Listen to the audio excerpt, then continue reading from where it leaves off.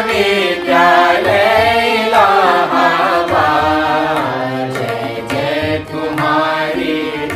तुम्हारी विश्वविद्यालय इलाहाबाद। ज्ञान उद्गम ज्ञान संगम ज्ञान के इतिहास। ज्ञान उद्गम ज्ञान संगम ज्ञान के इतिहास। शत शत नमन है विश्वविद्यालय इलाहाबाद। सुंदरम सत्यम शिवम अवधारणाधार। जय जय तुम्हारी विश्वविद्यालय इलाहाबाद। जय तुम्हारी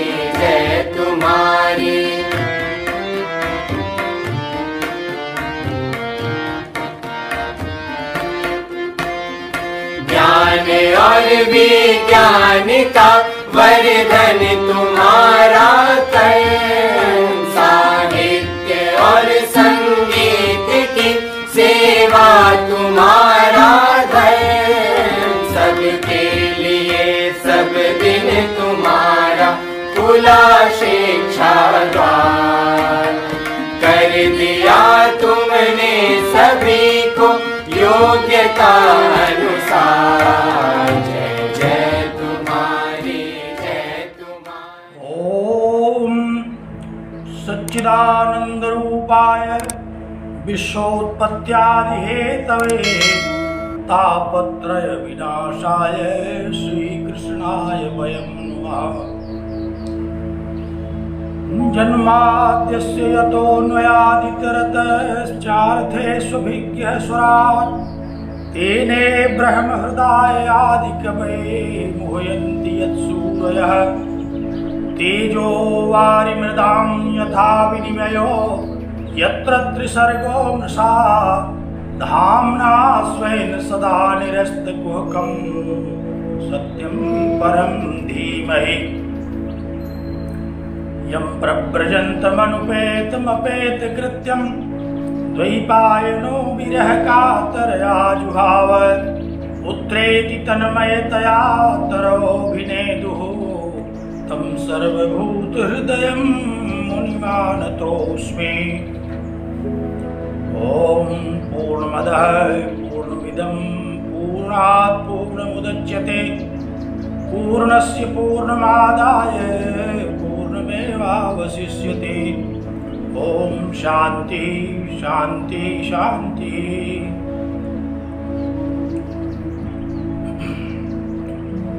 जगत विख्यात इलाहाबाद विश्वविद्यालय प्रयागराज के परास्नातक प्रथम वर्ष के प्रिय छात्रों और छात्राओं तथा सांख्यानुरागी सज्जनों, आचार्य ईश्वर कृष्ण विरचित सांख्य कारिका का अध्ययन करने के लिए हम लोग समवेत हैं। दैहिक दैविक और भौतिक तीनों प्रकार के दुखों को नष्ट करने वाला यह शास्त्र, यह महनीय शास्त्र आप सब लोगों का मंगल करे। इन शुभकामनाओं के साथ में आप सबको नमन करता हूं और नित्य शुद्ध बुद्ध मुक्त सत्य स्वभाव परमपिता परमेश्वर से यह प्रार्थना करता हूं कि आप सबका चित्त एकाग्र हो, आपकी बुद्धि कुशाग्र हो और यह श्रेष्ठ सांख्य शास्त्र आपकी समझ में आए, आप इसको हृदयंगम कर सकें, आपका पढ़ा हुआ तेजस्वी हो। अपनी अपनी पुस्तक पर दृष्टि जमाइए। हम लोगों ने कल आचार्य वाचस्पति मिश्र के द्वारा 2 श्लोकों में किए गए मंगलाचरण पर चर्चा की और मंगलाचरण के माध्यम से उन्होंने सांख्य शास्त्र के विषय वस्तु का एक स्वरूप प्रतिपादित किया जिसको हम लोगों ने देखा, इस जगत का कारण अजा त्रिगुणात्मिका प्रकृति और अज पुरुष तत्व। प्रकृति तत्व ही अपने विकारों के द्वारा स्वयं इस जगत को रचती है। 23 विकार प्रकृति के उत्पन्न होते हैं। प्रकृतेर महान ततोहंकार तस्मात् गणश्च षोडशकः। और उसमें भी बुद्धि तत्व में प्रतिबिंबित है जो चैतन्य स्वरूप पुरुष है। इन दोनों के प्रकृति पुरुष संयोग से यह जगत जिस स्वरूप में हमको दृष्टिगोचर हो रहा है, जिस रूप में हमको इस जगत की अनुभूति हो रही है, वह जगत हमें अवगत होता है। और इस जगत में होने वाले सुखों और दुखों का भोग भी हम लोग करते हैं। परंतु इस जगत में प्रत्येक मनुष्य को 3 प्रकार के दुखों का अनुभव होता है। ऐसा कोई व्यक्ति नहीं मिलेगा जो कभी दुखी न हुआ। दिन भर में अनेक बार हम लोग दुखी और सुखी होते हैं। अनेक बार चित्त हमारा खिन्न और प्रसन्न होता है। और जीवन भर सुख दुख का यह एक निरंतर अनुभव बना रहता है। सुख की अनुभूति होती है तब तो एक आनंददायी अनुभूति होती है, लेकिन दुख का जब असह्य अनुभव होता है तो मनुष्य उस दुख को छोड़ने का उपाय करता है। कैसे हम दुख से बचें? भारतीय दर्शनों में सभी, चाहे आस्तिक दर्शन हो चाहे नास्तिक दर्शन, सब इसी दुख से बचने का उपाय सोचने के लिए प्रवृत्त हुए। और इसी दुख से बचने के लिए भगवान कपिल ने इस सांख्य शास्त्र का उपदेश किया, जिस सांख्य शास्त्र का हम लोग आज आरंभ करने चल रहे हैं। तो एक विहंगम दृष्टि तो आपने सांख्य के सिद्धांतों पर डाली, लेकिन अभी वह बात पूरी तरह से समझ में नहीं आई होगी। अब हम लोग एक एक करके उन तत्वों को समझने की चेष्टा करते हैं। ग्रंथ के आरंभ करने की भूमिका बांधते हुए आचार्य वाचस्पति मिश्र अपनी तत्व कौमुदी आरंभ करते हैं। आप पुस्तक में तत्व कौमुदी का अवलोकन करें।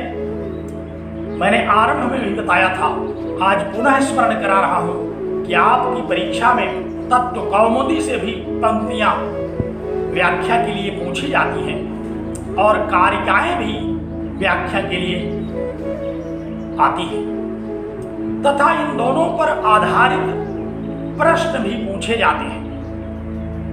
3 प्रकार के ये प्रश्न हैं। एक तो कारिकाओं की व्याख्या, दूसरा ये जो तत्व कौमुदी है गद्यात्मक, इसकी व्याख्या, और तीसरा इन दोनों पर आधारित प्रश्न, जैसे प्रकृति का स्वरूप निरूपण कीजिए, दुखत्रय का स्वरूप निरूपण कीजिए, तीनों गुणों के स्वरूप का विवेचन कीजिए। ये सारे के सारे प्रश्न इन्हीं दोनों पर आधारित रहते हैं। चाहे कारिका से प्रश्न पूछ लिए जाए, चाहे इस तत्व कौमुदी से, तो दोनों को हमें पढ़ना है। तत्व कौमुदी के और कारिका के आधार पर हमें इस सांख्य शास्त्र का अध्ययन करना है। तो अपना चित्त एकाग्र कीजिए। देखिए, आचार्य वाचस्पति मिश्र टीका करने की भूमिका बना रहे हैं। इन कारिकाओं की टीका किया है आचार्य वाचस्पति मिश्र ने। टीका माने एक एक शब्द की व्याख्या। टीका शब्द का क्या तात्पर्य है?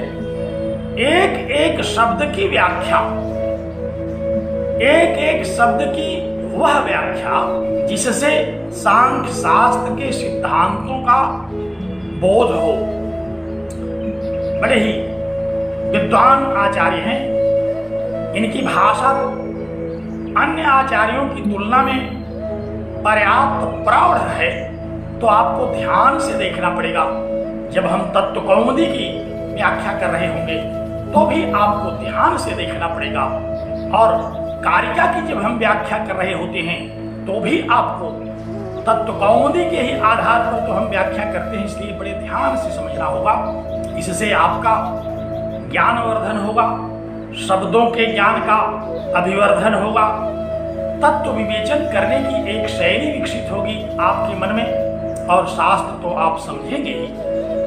तो देखिए, आरंभ करते हैं आचार्य वाचस्पति मिश्र। पुस्तक सब लोगों के पास होगी, इस बात को मैं मान करके चलता हूं, क्योंकि इतने दिनों में अब परीक्षा आपकी 1 महीने रह गई है जैसी कि सूचनाएं मिलती हैं, तो अब भी अगर आपके पास पुस्तक नहीं होगी तो फिर कब होगी। इसलिए मैं मान करके चलता हूं कि आपके पास पुस्तक है, और पुस्तक को आधार बना करके आप इस अध्ययन को आगे बढ़ाएं। आचार्य वाचस्पति मिश्र ने आरंभ किया, क्या कहा कि यह खलु प्रतिपित्सितमर्थं प्रतिपादयन् प्रतिपादयितावधे वचनो भवति प्रेक्षावता। कहा कि संसार में कोई उपदेशक श्रद्धा पूर्वक तब श्रवणीय होता है, किसी उपदेष्टा की बात को हम श्रद्धा पूर्वक तभी सुनते हैं जब उसकी बात, उसका उपदेश हमारे लिए उपयोगी हो। अन्यथा हम किसी की बकवास क्यों सुनेंगे। आचार्य कह रहे हैं कि संसार में प्रतिपित्सितमर्थं प्रतिपादयन्, जो प्रतिपाद्य विषय है, जिस विषय को हम सुनना चाहते हैं, जो हमारा अभीष्ट विषय है, किसी के पास जो कुछ हम सुनने जा रहे हैं, अगर वह उसी विषय का विवेचन करता है, उसी विषय का उपदेश देता है, तब तो वह सादर श्रद्धा पूर्वक हमारे लिए श्रवणीय होता है, तब हम श्रद्धा पूर्वक उसको सुनते हैं। और अगर वह विषय से हट करके विषय से इतर कोई प्रतिपादन करता है तो वह हमारे लिए श्रद्धा पूर्वक सुनने का विषय नहीं होता। ध्यान से देखिए क्या कहा आचार्य ने।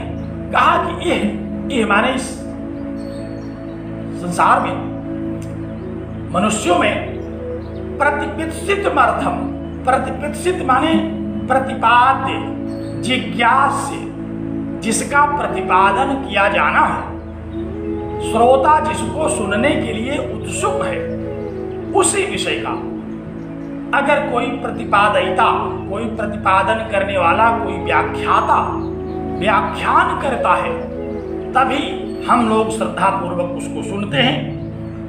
और अगर ऐसा नहीं करता, अप्रतिपित्सितमर्थं प्रतिपादयन्तु नायं लौकिको नाम परीक्षकः इति प्रेक्षावद्भिः उन्मत्तवद उपेक्षेत।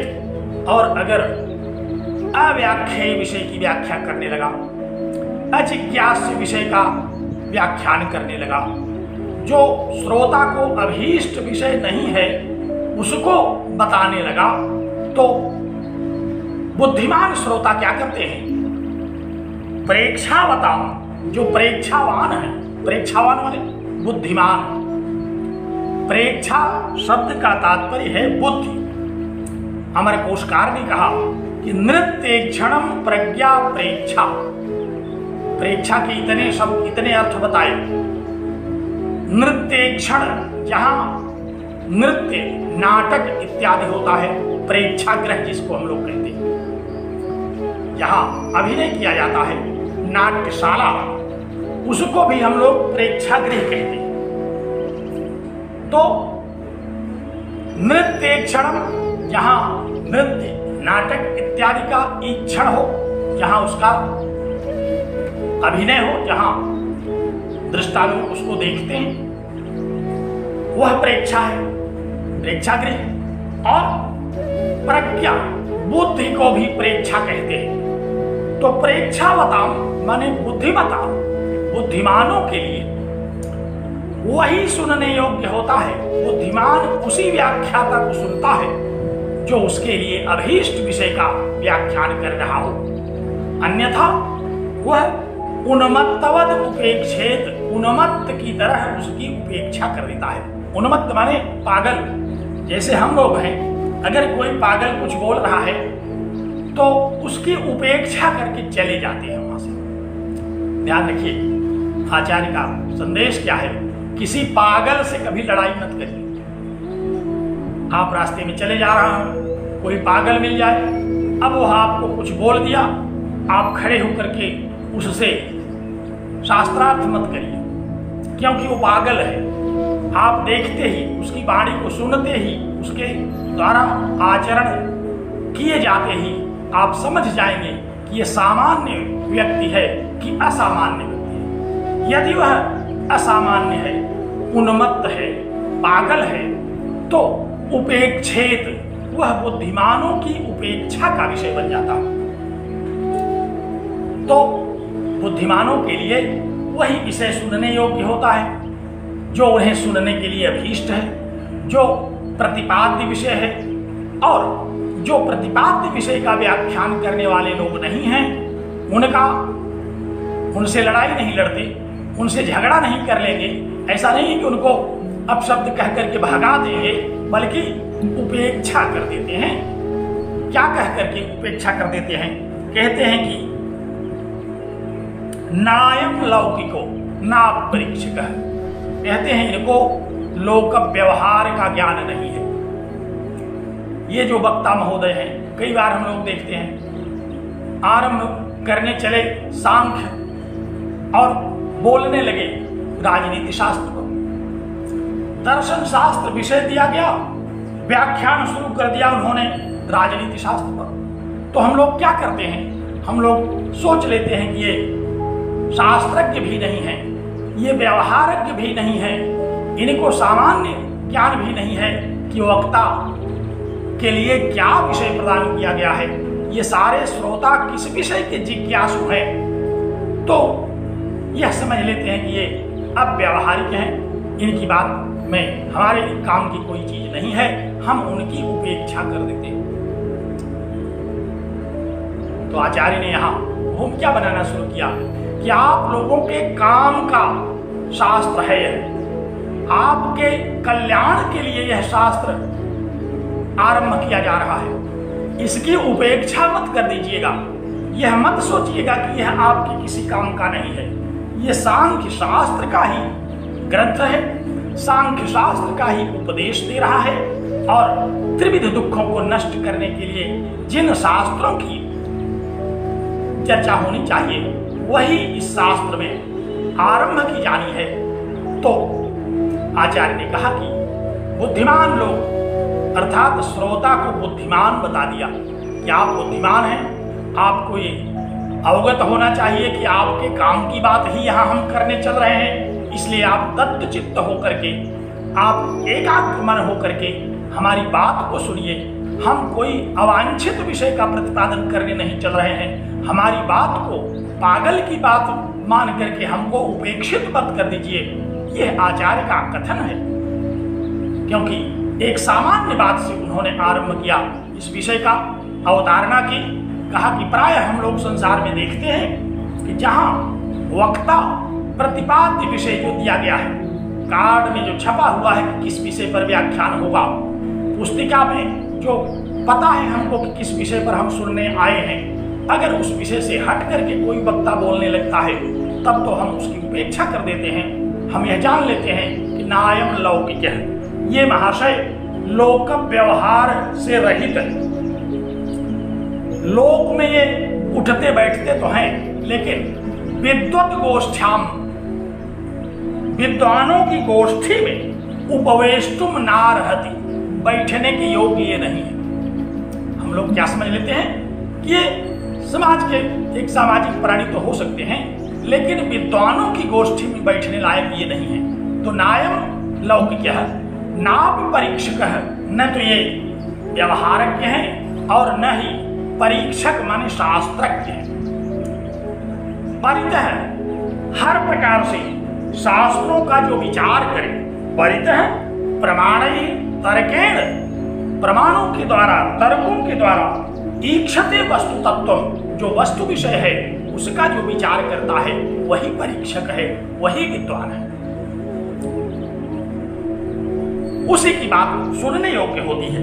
और जहां ऐसे वक्ता से भेंट नहीं होती तो हम लोग क्या समझ लेते हैं? हम लोग यह समझ लेते हैं कि नायम लौकिक है, ये लोक में एक प्राणी तो है, सामाजिक प्राणी है, लेकिन शास्त्र ज्ञान विधुर है, ये शास्त्र ज्ञान से रहित है। इनको यही नहीं विषय का पता है कि हमें किस विषय पर चर्चा करनी है। तो नायम लौकिक है, नाप परीक्षक है, न ही ये शास्त्रज्ञ है, न ही ये विद्वान है, न मनुष्य है, न उस निर्धारित शास्त्र के ज्ञाता है। इसलिए उन्मत्त उपेक्षित, उन्मत्त की तरह जैसे संसार में बुद्धिमान लोग पागलों की उपेक्षा कर देते हैं, पागलों से लड़ाई नहीं लड़ते, उनकी बात को अनसुना करके चल देते हैं वहां से, उसी तरह से जो लोग न तो व्यवहारज्ञ हैं न शास्त्रज्ञ हैं, उनकी बात को उपेक्षित कर देते हैं। अब कोई कह सकता है कि यहां क्या होगा, यहां किस शास्त्र का विषय दिया गया है बोलने के लिए आपको, आप क्या बोलने चल रहे हैं? आचार्य ने कहा कि सच ऐसाम प्रतिष्ठितोर्थ, ऐसाम प्रेक्षावताम, इन बुद्धिमानों का वही विषय है सुनने योग ज्ञातः सन, जो अवगत होकर के, जिसको जान करके परम पुरुषार्थाय कल्पते, परम पुरुषार्थ की योग्यता मिल जाए। हम लोग ऐसे शास्त्र को पढ़ने के लिए यहाँ एकत्र हैं जिसको समझ करके, जिसकी अवगति करके, जिसको जान करके हमको परम पुरुषार्थ की प्राप्ति होगी, मोक्ष की प्राप्ति होगी। परम पुरुषार्थ माने धर्म, अर्थ और काम, ये तीन तो पुरुषार्थ हैं। पुरुषार्थ माने जिसको मनुष्य चाहता है, अर्थते इति अर्थ, जिसकी हम इच्छा करते हैं।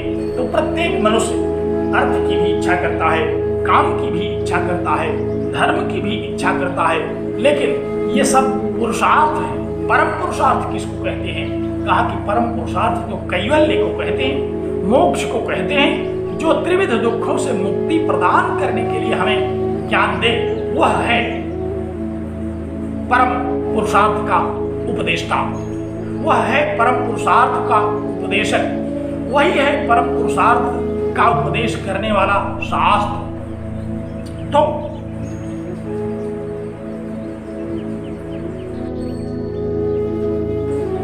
श्रवण करने योग्य विषय क्या होता है? कहा कि योग ज्ञातः सन, जो अवगत होने पर परम पुरुषार्थाय कल्पते, हम परम पुरुषार्थ की प्राप्ति करने के लिए योग्य हो जाते हैं। इति प्रारीक्षित शास्त्र विषय ज्ञान से परम पुरुषार्थ साधन हेतुत्वात् तद विषय जिज्ञासाम अवतारेत। यह कह करके परम पुरुषार्थ का साधन स्वरूप यह सांख्य शास्त्र है, इसको आरंभ करने चलते हैं। आचार्य वाचस्पति मिश्र का कहना है कि बुद्धिमान लोग वही शास्त्र सुनते हैं जिस शास्त्र को जान करके, जिस शास्त्र का अवगति करके, जिस शास्त्र को समझ करके उन्हें परम पुरुषार्थ की प्राप्ति हो। तो यही एक शास्त्र है जिसको समझ करके, जिसे अधिगत करके हम परम पुरुषार्थ की प्राप्ति कर सकते हैं। सारे बुद्धिमान लोग, सारे प्रेक्षावान लोग परम पुरुषार्थ जो कैवल्य है, जो मोक्ष है, उसकी प्राप्ति कर सकते हैं। इति तद विषय जिज्ञासाम अवतारेत। अब तद विषय माने शास्त्र विषयक, और शास्त्र माने सांख्य शास्त्र। ध्यान रखिएगा, यहां जब शास्त्र शब्द आएगा तो उसका तात्पर्य क्या होगा? सांख्य शास्त्र, क्योंकि शास्त्र शब्द तो बड़ा व्यापक है, अनेक प्रकार के शास्त्र हैं। हम लोग 14 शास्त्रों की गणना करते हैं। उन 14 शास्त्रों में से यहां जब हम शास्त्र का उच्चारण करेंगे, शास्त्र शब्द का उच्चारण करेंगे, तो यहाँ शास्त्र शब्द से हमें क्या समझना है? सांख्य शास्त्र। तो कहा कि परम पुरुषार्थ साधन हेतुत्व, ये परम पुरुषार्थ का साधन है। जो शास्त्र हम लोग यहाँ आरंभ करने चल रहे हैं, जिस सांख्य शास्त्र की अब हम चर्चा आरंभ करने चल रहे हैं, जिस सांख्य शास्त्र में प्रकृति तत्व और पुरुष तत्व जो अनादि है उनके विवेक ज्ञान की चर्चा होगी, वही शास्त्र अब यहाँ से आरंभ करने चल रहे हैं और अब उसकी जिज्ञासा करते हैं, उसी पर विचार आरंभ करते हैं। ये भूमिका आचार्य ने बनाई। कहा कि देखिए, किसी भी शास्त्र में अनुबंध चतुष्टय होता है। अनुबंध चतुष्टय से तो आप लोग भली भांति परिचित हैं कि आखिर उस शास्त्र का विषय क्या है, उस शास्त्र को पढ़ने का अधिकारी कौन है। आप लोगों ने अगर वेदांत सार का अध्ययन किया होगा तो आरंभ में ही वेदांत शास्त्र के ग्रंथ में साधन चतुष्टय की चर्चा आई है। साधन चतुष्टय सभी शास्त्रों में होते हैं। सर्वत्र कोई भी शास्त्र आरंभ करने के पहले हम साधन चतुष्टय की चर्चा करते हैं। तो सबसे पहले अधिकारी कौन है इस शास्त्र का, कौन इसको सुनने का पात्र है, कौन इसको समझने का पात्र है, किसके सामने इसको उपदेश दिया जाए। पहला वैशिष्ट्य है ये शास्त्र का कि आप अधिकारी जो हो उसका जो पात्र हो, उस शास्त्र को श्रवण करने का इच्छुक हो, उसी के सामने शास्त्र की चर्चा करनी चाहिए। तो इस शास्त्र का क्या है, अधिकारी कौन है? आचार्य ने पहले ही कह दिया कि प्रेक्षावताम बुद्धिमताम, बुद्धिमानों को वही शास्त्र अच्छा लगता है सुनने में जिससे उनका परम कल्याण हो। तो यहाँ इस शास्त्र का अधिकारी कौन है? जो बुद्धिमान है, जो विवेकी है, जो त्रिविध दुख से बचना चाहता है, जो संसार के दुखों से प्रताड़ित हो चुका है, अब जिसको दुखों के सहन करने में समय नष्ट करने की रंच मात्र इच्छा नहीं है, ऐसा जो बुद्धिमान है, ऐसा जो विवेकी है, ऐसा जो सांख्य शास्त्र पढ़ने का जिज्ञासु है, वो है इस शास्त्र का अधिकारी। जो भी दुखों से हमेशा के लिए जान छुड़ाना चाहता हो वही इसका अधिकारी है। इसके अधिकारी के रूप में कोई वर्ण व्यवस्था, कोई जाति व्यवस्था, कोई आश्रम व्यवस्था, इन सब प्रतिबंधों का उल्लेख नहीं किया गया।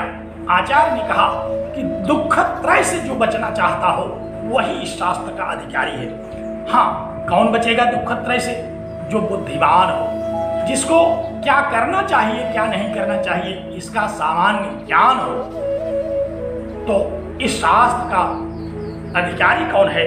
कहा कि इस शास्त्र का अधिकारी है बुद्धिमान, विवेकमान, प्रकृति और पुरुष को समझने के लिए, दुखत्रय को दूर करने के लिए जिसने अपनी बुद्धि से यह निर्णय ले लिया है कि मुझे सांख्य शास्त्र की जिज्ञासा करनी चाहिए। शास्त्रों में ये कहा गया है कि नास्ति सांख्य समम ज्ञानम, तो हम सांख्य शास्त्र की जिज्ञासा करें, इसी से हमारा परम कल्याण होगा। ऐसा व्यक्ति इस शास्त्र को सुनने का अधिकारी है। और विषय क्या है इस शास्त्र का? कल हम लोगों ने इसके पूर्व व्याख्यानों में बड़े विस्तार से चर्चा किया। इसका विषय है सांख्य दर्शन, प्रकृति और पुरुष।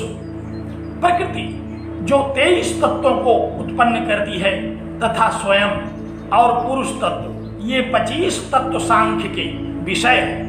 इन्हीं को इस शास्त्र का प्रतिपाद्य विषय कहा जाएगा। उपदेष्टा आचार्य इन्हीं तत्वों की चर्चा करेंगे, इन्हीं तत्वों का उपदेश करेंगे। यही विषय यहाँ निर्धारित कर दिया गया है।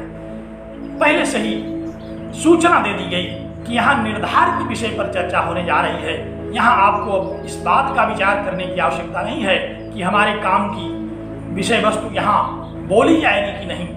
यहाँ वही विषय है इस शास्त्र का। सांख्य शास्त्र का विषय क्या है? सांख्य शास्त्र का विषय है प्रकृति और पुरुष। तो प्रकृति और पुरुष के विषय में इस शास्त्र के अंतर्गत चर्चा होगी। और प्रयोजन क्या है?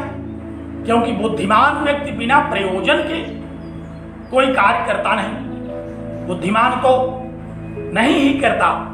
प्रयोजनम अनुद्देश्य मंदोपि न प्रवर्तते। मंद बुद्धि जो है, सामान्य बुद्धि के जो लोग हैं, मोटी बुद्धि के, वे भी बिना प्रयोजन के कोई काम नहीं करते।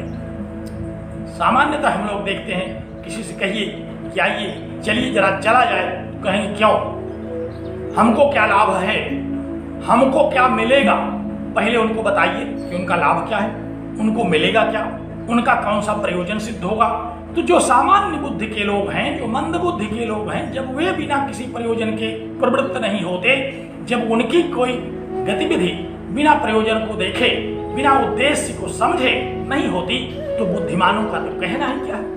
बुद्धिमान जो है वह तो प्रयोजन पर पहले दृष्टि गड़ाएगा, पहले ही उसको उस प्रयोजन के विषय में अवगत होना चाहिए कि क्या है हमारा प्रयोजन, हम किस लक्ष्य को लेकर के प्रवृत्त होने चल रहे हैं। तो प्रयोजन क्या है? प्रयोजन है परम पुरुषार्थ की प्राप्ति। क्योंकि यह शास्त्र हमें किस लाभ को पहुंचाएगा, क्या प्रयोजन है इसका? कैवल्य की प्राप्ति करा देगा। जैसे ही हम प्रकृति और पुरुष के विवेक से युक्त हो जाएंगे, हम जान जाएंगे कि मैं पुरुष तत्व हूं, मैं असंग हूं, मैं चैतन्य हूं, और यह शरीर ये प्रकृति जन्य है, ये जड़ है, ये सुख और दुख देने के लिए उत्पन्न किया गया है। तो हम इससे अपने को पृथक करने लगते हैं। यह जो ज्ञान है, यही कैवल्य का ज्ञान है। तो इसका परम पुरुषार्थ ही प्रयोजन है। तो अधिकारी कौन हुआ? जो ज्ञानी लोग हैं, जो बुद्धिमान लोग हैं, वे तो इस शास्त्र के अधिकारी हुए। विषय क्या है? कहा कि जो 25 तत्व हैं सांख्य दर्शन में, जिनको हम श्रवण करने के लिए आए हैं, वे विषय हैं। और इसका प्रयोजन क्या है? कहा कि कैवल्य की प्राप्ति, परम पुरुषार्थ की प्राप्ति, त्रिविध दुखों से हमेशा के लिए छूट जाना, ये इसका प्रयोजन है। और संबंध क्या है? संबंध के विषय में आप जानते हैं, प्रतिपाद्य प्रतिपादक भाव। शास्त्र का जो प्रतिपाद्य है उसी का वह प्रतिपादन करे। सांख्य हमारा यहाँ प्रतिपाद्य है। 25 तत्व जिस सांख्य दर्शन के कहे गए हैं वही हमारा प्रतिपाद्य है। ये सांख्य कारिका भी उन्हीं तत्वों का प्रतिपादन करने चल रही है। इसलिए इस ग्रंथ का इस शास्त्र के विषयों के साथ प्रतिपाद्य प्रतिपादक संबंध है। उपदेष्टा का उपदेश से जो संबंध होता है, जो प्रतिपाद्य विषय है उसी को प्रतिपादित जो करेगा वही प्रतिपादक है। वही व्याख्या विषय का व्याख्यान जो करेगा वही व्याख्याता है। तो अनुबंध चतुष्टय की चर्चा इस अपनी भूमिका के द्वारा आचार्य वाचस्पति ने की। कहा कि देखिए 4 विषयों का होना अनिवार्य है। ये 4 अनुबंध हैं। एक अनुबंध पत्र तैयार कर लिया गया कि भाई आप इस शास्त्र के पात्र हैं तो बैठिए। इस शास्त्र से आपका जो प्रयोजन है वो सिद्ध हो रहा हो तो बैठिए। और इस शास्त्र से जो परम पुरुषार्थ की प्राप्ति कही जा रही है वह आपको मिलेगी। अगर है तो आप आसन ग्रहण कीजिए। और व्याख्याता का, उपदेष्टा का वही विषय है जिसको आप सुनने आए हैं, तो जरूर बैठिए। ये 4 अनुबंध हैं प्रत्येक शास्त्र के। वेदांत में जब हम लोग चर्चा कर रहे थे तो वेदांत शास्त्र का प्रतिपाद्य विषय वहां था, वेदांत का वहां अधिकारी निरूपित किया गया था, वेदांत का वहां प्रयोजन और विषय। उसी तरह से प्रतिपाद्य प्रतिपादक भाव जो संबंध होता है, तो यहां भी ये चारों उपस्थित हैं। आचार्य वाचस्पति मिश्र और आचार्य ईश्वर कृष्ण सांख्य के आचार्य हैं। सांख्य कारिका और तत्व कौमुदी में इन्होंने सांख्य के 25 तत्वों का प्रतिपादन किया है। इसलिए यहां प्रतिपाद्य प्रतिपादक भाव है। दूसरी बात, हम लोग बुद्धिमान हैं, हम जिज्ञासु हैं, हम इस सांख्य शास्त्र के अधिकारी हैं। तीसरी बात, हमारा विषय सांख्य में प्रतिपादित 25 तत्व है। और चौथी बात, हमारा जो परम लक्ष्य है, एक तो लौकिक लक्ष्य है परीक्षा में अच्छे अंकों की प्राप्ति, और दूसरा एक पारलौकिक लक्ष्य भी है। जो परम लक्ष्य है, जो परम पुरुषार्थ की प्राप्ति कही जा रही है, वह भी तो दो लाभ हैं यहाँ। अन्य विषयों को पढ़ने में 2 लाभ नहीं है। अन्य विषयों को जब आप पढ़ेंगे तो केवल 1 लाभ होगा, परीक्षा में आप अच्छे अंक प्राप्त कर लेंगे। लेकिन यहाँ तो 2 लाभ हैं। परीक्षा के लिए तो आप तैयारी हो ही रही है, एक के लिए आपने फीस जमा की है, एक का पैसा दिया है, और दूसरा मुफ्त में मिलने जा रहा है। जो परम पुरुषार्थ की प्राप्ति करने की योग्यता आपके अंतर्गत आपके बुद्धि में आ जाएगी, वह मुफ्त का यहाँ उपदेश है। तो प्रकृति और पुरुष तत्व किसे कहते हैं? प्रकृति के जो 23 तत्व हैं विकार, उसके वे क्या हैं? पुरुष तत्व कैसे प्रकृति में प्रतिबिंबित होता है, और इसका मुख्य प्रयोजन क्या है, कौन है इसका अधिकारी? इन सारी बातों पर चर्चा करके आचार्य वाचस्पति मिश्र अब कारिका का अवतारण करते हैं। कारिका बोलते हैं कि देखिए, अब हम पहली कारिका पर व्याख्यान करेंगे। तो पहली कारिका पर व्याख्यान करने के लिए पहली कारिका को पढ़ना आवश्यक है। आप लोग पहली कारिका को देखिए पुस्तक में। प्रथम कारिका,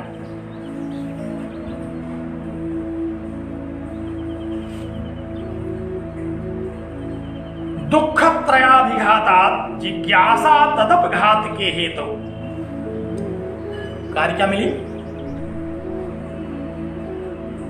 अगर आप लोगों के पास गुरुदेव की प्रोफेसर संत नारायण श्रीवास्तव जी की पुस्तक हो तो पृष्ठ 8 पर देखिए।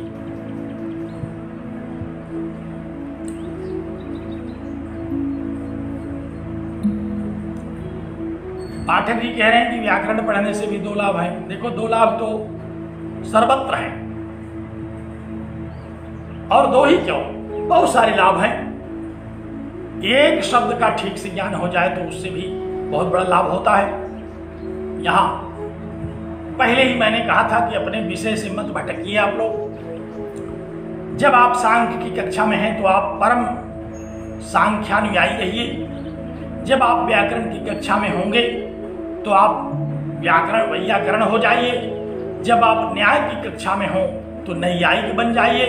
जब वेदांत की कक्षा में हो तो आप वेदांती हो जाइए। ये जिज्ञासु का धर्म है, यही जिज्ञासु का लक्षण है। जब हम सांख्य दर्शन का अध्ययन कर रहे होंगे तो हम लोग वहां अन्य विषयों की चर्चा उतनी ही करेंगे जितना इस दर्शन को समझने में उपयोगी होगा। हम पहले ही कह दिया गया है कि जो प्रतिपाद्य विषय का प्रतिपादन करे उसी की बात सुननी चाहिए। आचार्य वाचस्पति मिश्र बड़े आचार्य हैं।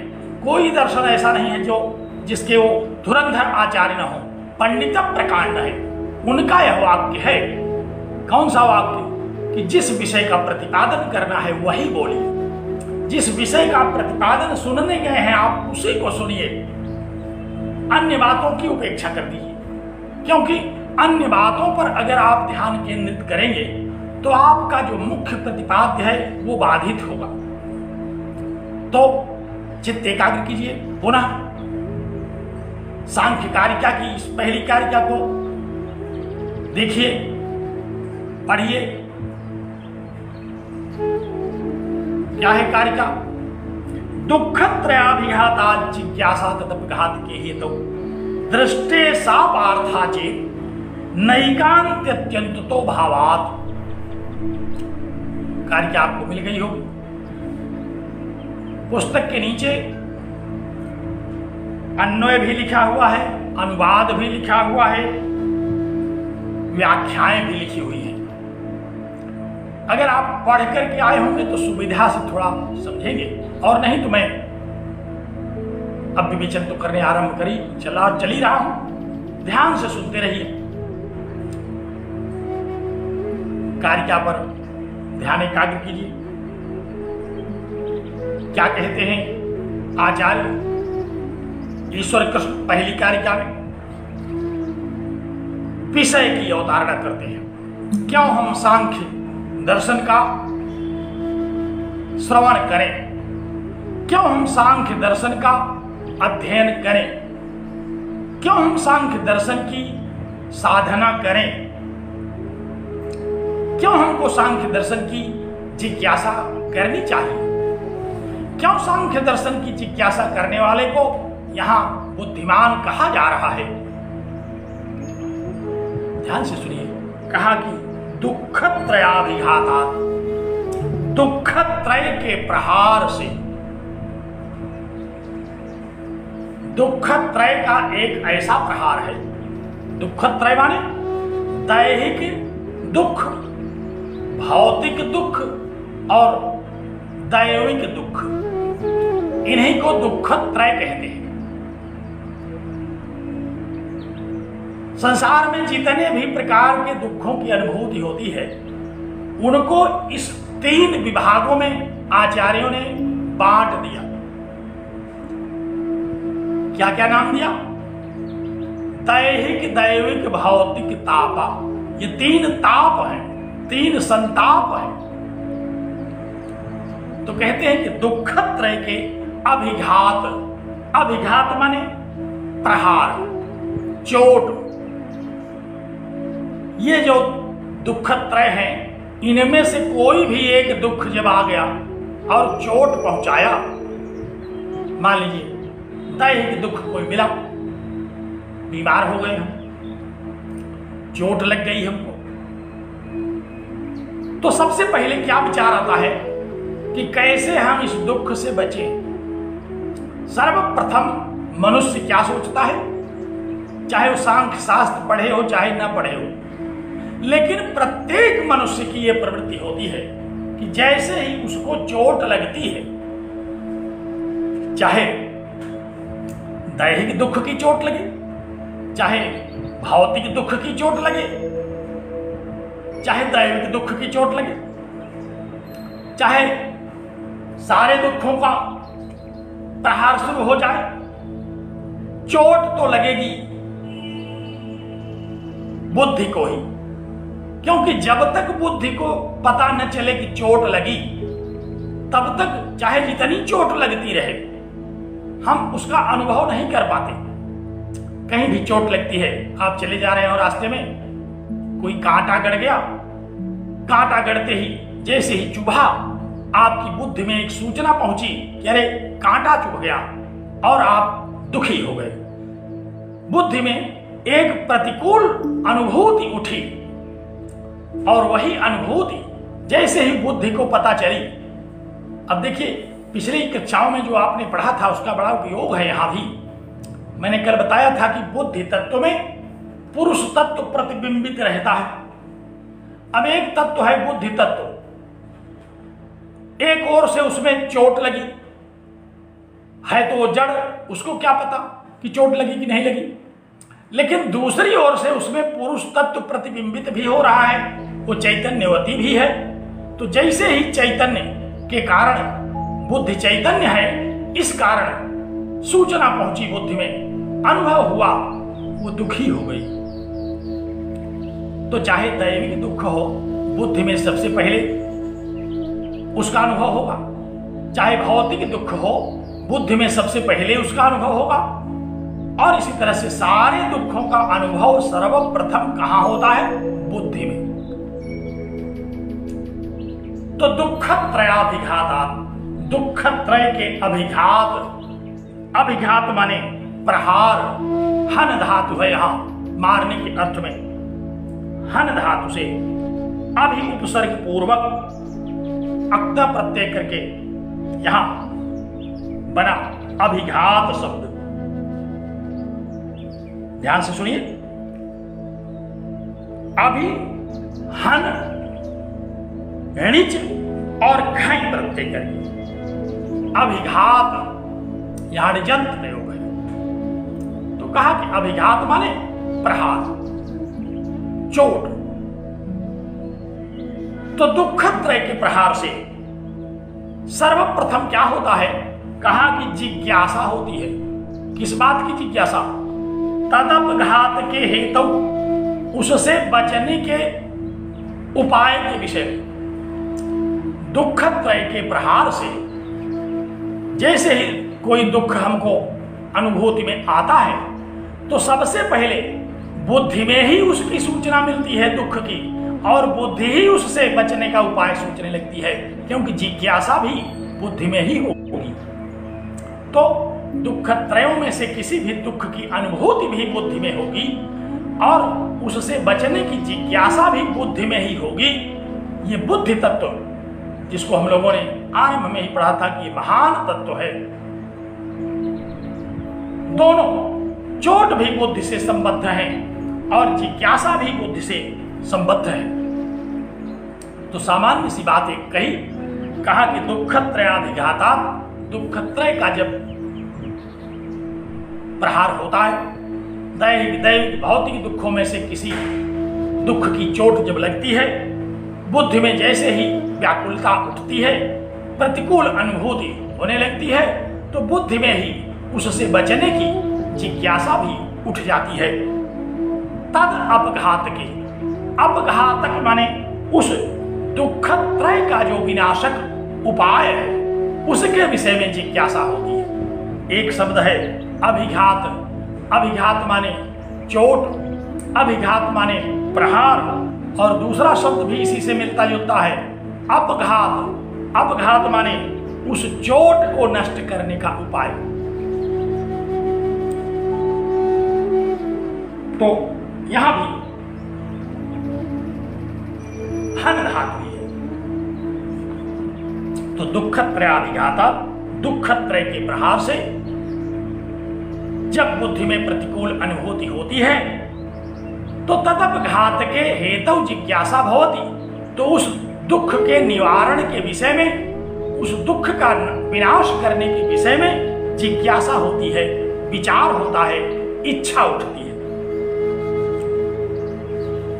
एक बड़ी सामान्य सी सूचना कार्याकार दे रहे हैं।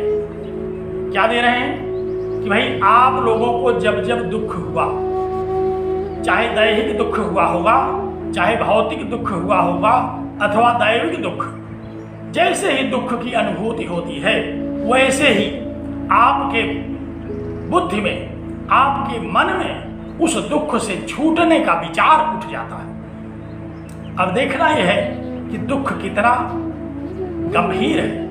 अगर छोटा मोटा दुख है तो हम लोग उसको सहन करके आगे बढ़ते हैं, अपना काम आगे बढ़ा लेते हैं। लेकिन अगर गंभीर दुख है तो फिर उससे पहले बचने की गंभीर जिज्ञासा करते हैं। सामान्य दुखों की सहिष्णुता के द्वारा हम उसको निपटा देते हैं। सो रहे हैं, किसी मच्छर ने काटा, मच्छर की काटने से मच्छर के हमें कष्ट हुआ, उसने काटा, हमने मारा, एक चाटा और दुख समाप्त हुआ, फिर सो गए। कोई जिज्ञासा बहुत नहीं हुई। दो चार दिनों में मच्छरों ने जब बहुत काटा तो फिर जिज्ञासा हुई भाई ये कोई मच्छरदानी खरीद लेना चाहिए, क्योंकि ये मच्छर रात में सोने नहीं देते।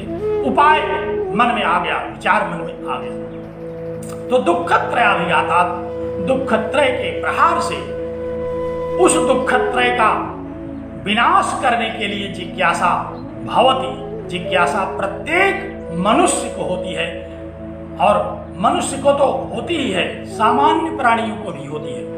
अगर आप सांसारिक जगत में देखें तो जानवरों को चोट पहुंचाता है तो उस दुख से बचने का उपाय खोजते हैं।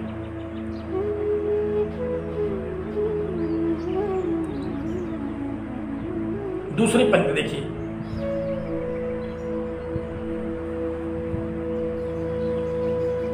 क्या कहते हैं? पहली पंक्ति में कहा कि दुखत्रय के प्रहार से जिज्ञासा होती है। अगर कोई कहे कि नहीं होती, दुखत्रय से बचने की जिज्ञासा नहीं होती, अगर कोई ऐसा कहे कि इसमें जिज्ञासा करने की क्या आवश्यकता है, कोई बीमारी हुई किसी डॉक्टर के पास जाइए, दवा ले लीजिए, अपना और काम करिए, इसमें बैठ करके जिज्ञासा करने की क्या आवश्यकता है? और वो भी सांख्य शास्त्र जैसे गंभीर विषय की जिज्ञासा। क्योंकि इस संसार में बहुत सारे ऐसे लोग हैं, जैसे ही आप कोई दुख बताएं तुरंत एक दवा बता देंगे उसकी, और आप उस दवा को ले लीजिए, आराम मिलेगा आपको। कोई बहुत विचार करने की अब आवश्यकता नहीं है, आप आगे बढ़िए, दूसरा काम करिए। इस पक्ष को उठाया, कहा कि दृष्टे सापार था। अगर कोई यह कहे कि नहीं नहीं जिज्ञासा की आवश्यकता नहीं है, दृष्ट उपाय हैं बहुत सारे संसार में, बहुत सारे ऐसे लौकिक उपाय हैं, औषधि इत्यादि का सेवन, ढेर सारी ऐसी औषधियां हैं कि हमको दैविक भौतिक दुखों से आराम हो जाता है, इसलिए जिज्ञासा व्यर्थ है। तो कहते हैं नहीं नहीं न, ये बात नहीं है, व्यर्थ नहीं है। क्यों व्यर्थ नहीं है? कहा इसलिए व्यर्थ नहीं है कि उस उपाय से हमेशा के लिए दुख दूर नहीं होता। न एकांततः माने एकांतिक रूप से हमेशा के लिए दुख दूर हो जाए, ऐसी कोई दवाई नहीं बनी। तो अगर कोई कहे कि जिज्ञासा नहीं होती, तो ऐसी बात नहीं कहनी चाहिए, क्योंकि किसी भी दवा से दुखों का सदैव के लिए निराकरण नहीं होता, सदैव के लिए दुख दूर नहीं हो जाता। और अगर कोई कहे कि नहीं हमारे पास अचूक दवा है, हो जाएगा, तो कहा कि परंतु आत्यंतिक रूप से उसका विनाश नहीं होगा कि दोबारा वो होने न पाए, ऐसी कोई दवाई नहीं।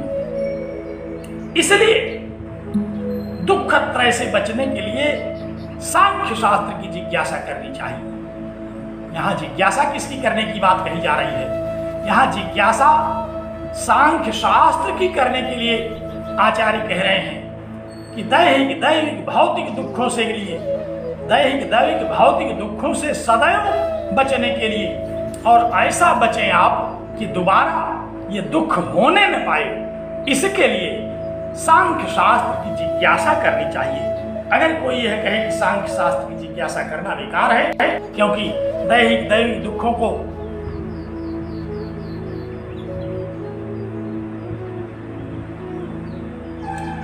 दूर करने के बहुत सारे लौकिक उपाय हैं, तो फिर एकांतिक और आत्यंतिक उपाय कोई नहीं है। इसलिए सांख्य शास्त्र की जिज्ञासा करनी चाहिए। इसलिए अब इस व्याख्यान को मैं यहीं बंद करता हूं, इस पर फिर मैं चर्चा करूंगा अगली कक्षा में। बहुत धन्यवाद आपको। आइए मंगलाचरण करें। ओम पूर्णमदः पूर्णमिदं पूर्णात् पूर्णमुदच्यते पूर्णस्य पूर्णमादाय पूर्णमेवावशिष्यते। ओम शांति शांति शांति।